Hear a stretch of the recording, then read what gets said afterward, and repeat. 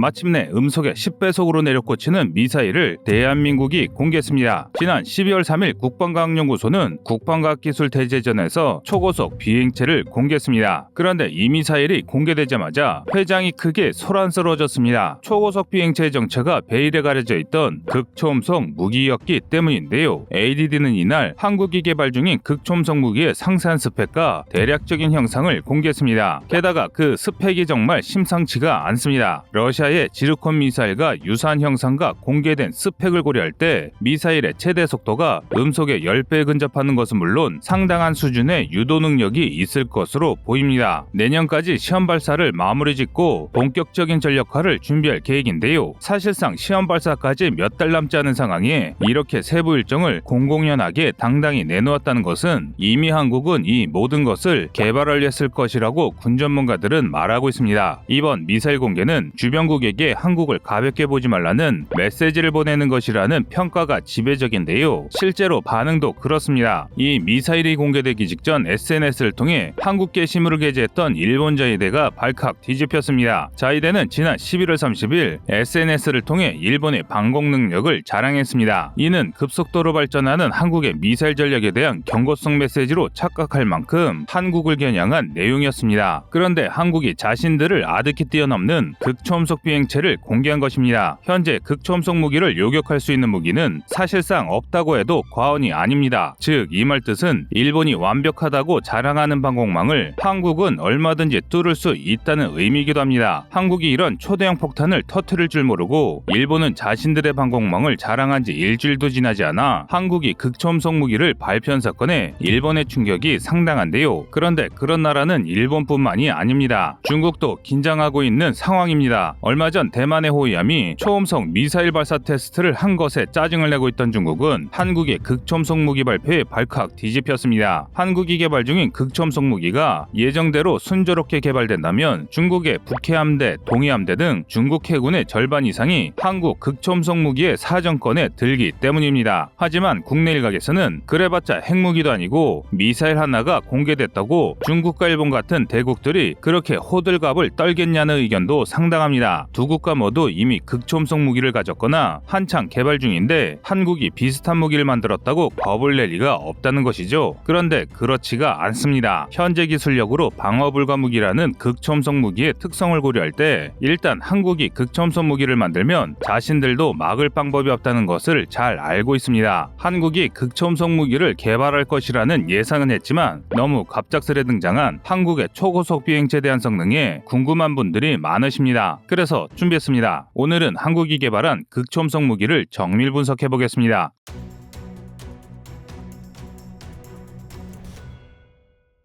국방과학연구소는 한국형 극초음속 무기인 초음속 비행체 상세한 자료를 대중에 공개했습니다. 이번에 공개된 미사일은 2단 추진 뒤 스크램제트 엔진을 작동해 극초음속을 달성하는 구조로 러시아의 지르콘 미사일과 유사하다는 평가를 받고 있습니다. 국방과학연구소는 초음속 비행체가 최고 속도가 시속 5,400km 이상에 해당하는 마 5를 넘는 극초음속 무기라는 점을 자랑스럽게 광고하고 있는데요. 그런데 나중에 기술된 자료를 따져보면 이조차도 성능을 상당히 낮춰 평가한 것임이 드러납니다. 초고속 비행체는 지난 2018년부터 내후년인 2023년까지 총 279억 원을 들여 개발이 마무리될 예정이었는데요. 길이 8.7m, 무게 2.4톤이며 속도는 공개되지 않았습니다. 그런데 추진체의 구조를 설명하는 부분에서 짐작 가능한 미사일이 있어 그 성능이 미루어 짐작되는데요. 일반적으로 극초음속 무기는 차세대 엔진인 스크램제트 엔진을 활용합니다. 하지만 극초음속을 달성하는 데 꼭 필요한 스크램제트 엔진이 제대로 작동하기 위해서는 음속 이상의 속도가 필요한데요. 그래서 극초음속 미사일에는 가속을 위한 다단형 엔진이 장착되어 있습니다. 초고속 비행체 역시 2단 엔진이 붙어 있는데요. 1단 추진체를 통해 12초 안에 마 1.2까지 가속하며 음속을 초음속에 접어들고 2단 추진으로 극초음속을 달성합니다. 그런데 2단에서 이미 마 6.2인 시속 7,000km의 속도를 달성합니다. 이후 2단 부스터와 극초음속 활강체 HGV 사이를 이어주는 이유는 인터스테이지까지 분리된 뒤에야 본격적으로 스크램제트 엔진이 가동되는데요. 한마디로 극초음속 무기의 메인 엔진이 아직 가동되기 전부터 미사일의 속도가 마 5를 아득히 뛰어넘는 마 6.2의 극초음속 영역에 도달한다는 것입니다. 이를 바꿔 말하면 극초음속 활강체 스크램제트 엔진이 본격적으로 가동하기 시작하면 그 속도는 더 빨라질 수 있다는 것입니다. 그리고 이것이 사실이라면 초고속 비행체 속도는 최소 지르콘 미사일과 동급이거나 그 이상일 가능성이 높습니다. 즉 한국의 극초음속 미사일은 마 10 이상을 낼 가능성도 충분하다는 것이 전문가들의 분석인데요. 우리 군은 이 막강한 무기의 시험 발사를 내년까지 마무리 짓고 본격적인 양산을 준비할 예정입니다. 이는 일본이 한창 개발 중인 도서방용 활강탄의 개발보다 훨씬 빠른 일정입니다. 이에 일본이 발칵 뒤집혔는데요. 특히 일본 자위대는 초상집이나 마찬가지가 됐습니다. 중국과 러시아에 얻어맞은 지 2달도 되지 않았는데 한국이 일본보다 훨씬 빨리 또 일본이 막을 수 없는 미사일을 내놓자 미치고 팔짝 뛰는 상황이 된 것인데요. 지난 11월 30일 일본 자위대를 총괄하는 방위성 통합막료 간부는 트위터에 게시글 하나를 게재했습니다. 그런데 그 게시글이 매우 특이했는데요. 일본어가 아니라 한글로 글을 게시한 것입니다. 해당 게시글의 내용은 우리나라 합참의장에 해당하는 통합막료장 야마자키가 지난 11월 23일 미사와 기지에서 종합미사일 방공훈련을 시찰했다는 내용이었습니다. 이 뜬금없는 게시글에 일본인들까지도 의아하다는 반응을 보였습니다. 그런데 군사 전문가들의 분석은 다릅니다. 일본 정부가 게시물 하나로 동시에 여러 나라에 경고를 보낸 것이라는 것입니다. 이번에 일본이 종합방공훈련을 시행한 미사와 기지는 일본 본토 체북단으로 홋카이도 수호에 최적화된 군사 공항입니다. 일본 항공자위대 F-35 전투기 대다수와 주일미군까지 이 미사와 기지에 주둔하고 있는데요. 일본이 이 미사와 기지에 강력한 전력을 배치한 이유는 러시아를 막기 위해서입니다. 일본과 러시아는 쿠릴 열도의 영유권을 두고 화해와 대립을 반복하고 있는 사이인데요. 그래서 일본은 러시아의 무력 시위를 항시 예의주시하고 있습니다. 그런데 러시아는 최근 수차례에 걸쳐 극초음속 미사일의 발사를 공개했습니다. 세계 최초로 실전 배치된 극초음속 미사일 지르콘을 연달아 발사한 것인데요. 그런데 한국이 개발한 초고속 비행체의 롤모델로 알려진 이 지르콘 미사일은 길이 12m, 탄도 중량 최대 400kg, 사거리 1000km, 최대 속도 마 9 정도로 추정되는 러시아의 최첨단 극초음속 미사일입니다. 러시아는 지난 2010년 10월 7일 이 미사일을 어드미럴 고르시코프 호위함에서 성공적으로 발사했으며 올해 10월 4일에는 야생급 공격원잠 SSN에서 시험 발사에 성공했습니다. 이에 일본이 발칵 뒤집혔는데요. 그 이유는 러시아의 지르콘 미사일을 막을 방법이 없었기 때문입니다. 현재 일본이 보유한 방어무기 중 지르콘 수준의 미사일을 요격할 수 있는 미사일은 마야급 이지스함에 탑재된 SM-3가 유일합니다. 그런데 SM-3의 가격은 지르콘에 비해 훨씬 비싼 데다 수량도 그리 많지 않습니다. 만약 러시아가 지르콘 미사일을 퍼붓는다면 일본은 말 그대로 손쓸 방법 없이 당해야만 하는 상황인 것입니다. 그래서 일본 여론은 일본 자위대 해결책을 내놓으라며 압박을 가했는데요. 이는 지난 10월 중순 중국과 러시아의 연합함대가 미사와 기지 코앞에 위치한 스가르 해협을 횡단하면서 극에 달했습니다. 이에 대한 해법으로 자위대는 지난 11월 23일에 통합방공훈련을 통해 일본이 러시아의 위협에 대응할 능력이 있다는 것을 과시한 것입니다. 하지만 내심 극초음속 무기를 막을 방법이 없다는 것을 알고 있습니다. 그래서 최근 미사일 전력을 빠르게 확충하고 있으나 내심 만만하다고 생각한 한국을 저격하는 글을 올리면서 일본의 방어 능력이 강력하다는 것을 보여주려 했다는 것입니다. 즉 러시아는 몰라도 만만한 한국은 충분히 제압할 수 있으리라 판단했다는 것인데요. 그러나 한국이 게시글이 공개된 지 사흘 만에 지르콘급 극초음속 무기를 공개하면서 일본은 말 그대로 공황에 빠졌습니다.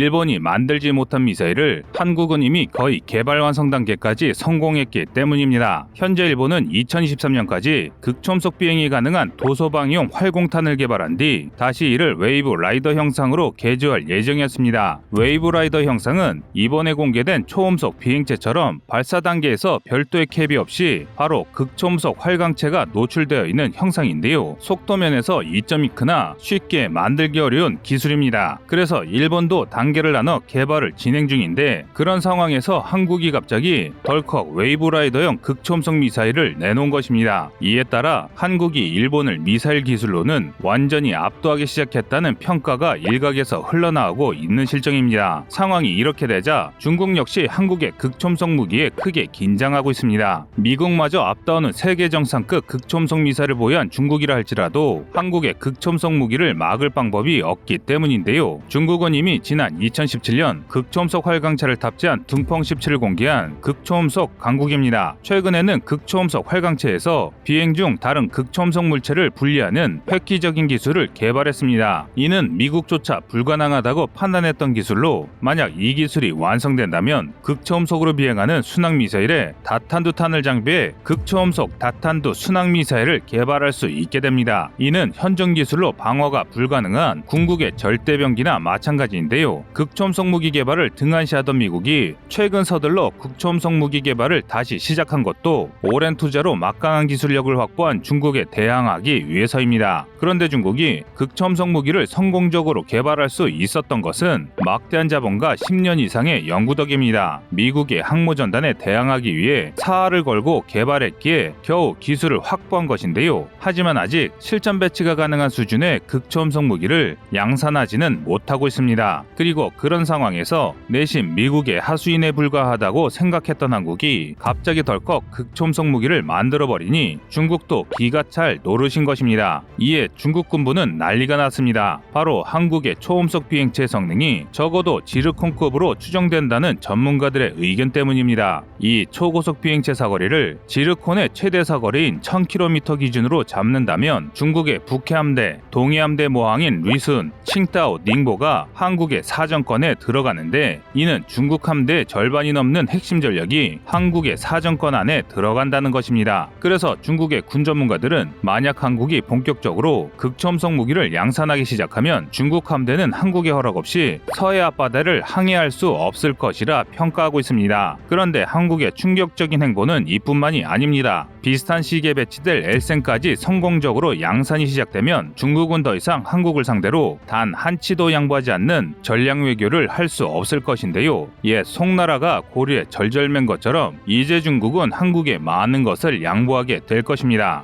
여러분의 생각은 어떠신가요? 시청자님의 의견을 댓글로 남겨주시기 바랍니다. 여러분의 좋은 의견이 좋은 영상을 만드는데 많은 힘이 됩니다. 이상 꺼리튜브였습니다.